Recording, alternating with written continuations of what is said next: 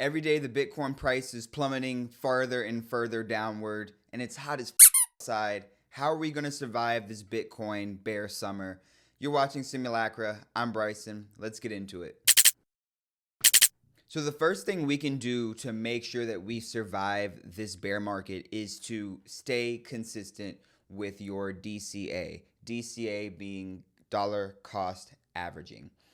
Bear markets are really where conviction gets tested, especially in a very young asset like Bitcoin. You don't need to perfectly time the bottom. You don't need to perfectly time the 200 moving average. You can, but the goal is to keep stacking. The goal is to lower your average cost where you're buying your Bitcoin. You want to buy as much Bitcoin for as low fiat price as you can.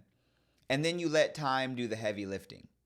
And dollar cost averaging is really the best way, tried and true, to acquire and accumulate vast amounts of assets over long periods of time without having to have very large sums of money. You don't have to be putting in tens of thousands of dollars every month. If you're putting in $50 consistently every week or every month, what you can afford and your dollar cost averaging over a long period of time, you will be good to go if you hold for a 5, 10, 15 year period and on. So dollar cost averaging, that's first and foremost. Even if it's just $1, the goal is to end with more Bitcoin than you did the previous month. The interesting thing about the bear market is that no one cares about Bitcoin right now. No one cares about crypto. Everyone's saying crypto's dead. I am mostly on that side. If it's not stablecoin infrastructure, Bitcoin, smart contracts, things like that, it's going to be a rough go. But during this bear market, during the season where no one cares about Bitcoin, you can do things to increase your earning power. So learn a skill, build a product, improve your career, start creating content, or just get closer to the Web3 community, the Bitcoin community in general. I'm going to a networking event. It's not really a networking event. They have a event every Thursday in Atlanta at the Russell Innovation Center for Entrepreneurs. The Atlanta Blockchain Center is housed there. And we have a meeting every Thursday to discuss the latest topics in Web3 and crypto at large. And so really getting to finding more people in your community, that's how you are going to increase your earning power. The more value you create for others, the more income you can generate to then go and buy more Bitcoin. And then the more Bitcoin you can accumulate. I've been learning a pretty decent amount of skills over the last few years, and content creation has, I think, only helped and bolstered my engineering prowess. So I've been learning skills like software development. I just put out Community Pool. I'm now working on Hachisu.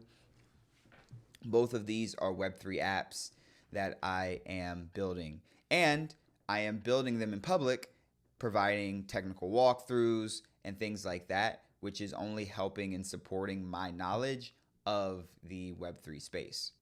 We also need to make sure that we are constantly thinking in terms of Bitcoin and not fiat, because fiat prices will go up and down. Fiat prices will go up and down, depending on a lot of external things that are happening in the world. But we know that Bitcoin is a measure of the total global value of the human economy. And when you think in terms of Bitcoin value, you start to see your purchases on a decades-long time horizon. We were at $10,000 before. We went up to 100.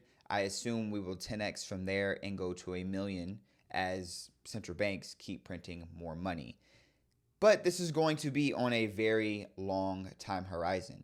And thinking in terms of Bitcoin value and future money, because that's what Bitcoin is, money will make you pause, and you won't be as quick to buy those frivolous things because you know, wow, I could have put this into Bitcoin, and Bitcoin will probably be at 10x 6 years from now. So do I really want to buy this thing, this object that I don't need, that once I have it, the novelty will wear off anyways? And it's really easy once you take your mind and put it in a Bitcoin state of framework, because you know you're buying future money when you trade your fiat for Bitcoin. And so because you know these currencies, these dollar bills, or the digits you see on your bank account aren't real, because someone else, a third-party issuer, can continue to create more of those dollars, and those dollars are a representation of your energy, then you see it as a really bad deal, because it's not like you're getting more energy out of the end of the day. It's not like you get 6 hour extra hours in the day, but they can print more money and steal your energy away. So remember to think in terms of Bitcoin, not fiat.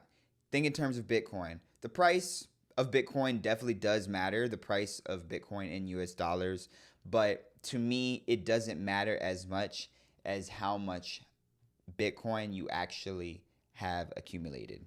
And lastly, what we can do to survive this Bitcoin bear summer is strengthen your life outside of your finances. Get healthy, build relationships, improve your habits, and reduce unnecessary expenses. Bitcoin definitely rewards patience, and patience is easier when your life is stable, not when you're worried about short-term price action and things like that. That's why also a lot of people say only buy as much Bitcoin as you can afford, have a healthy emergency savings of fiat so you don't have to sell your Bitcoin like Strategy is doing right now. But in general, Bitcoin will definitely reward your patience. I know it is gut-wrenching to see every single time you check the price, we're hitting 59K, and a lot of people are talking about, due to the time-based capitulation and the 4-year cycle, we could be reaching a bottom near October. That bottom being prices of 40K. It's scary unless you understand that Bitcoin has been here before, where we've had 80% drops off of all-time highs. If we're at 60 right now and we were just at 125 at the top of the year, before the top of the year, then 50% is a great discount on Bitcoin, and we could obviously go lower from here. But we're going to survive this Bitcoin bear summer.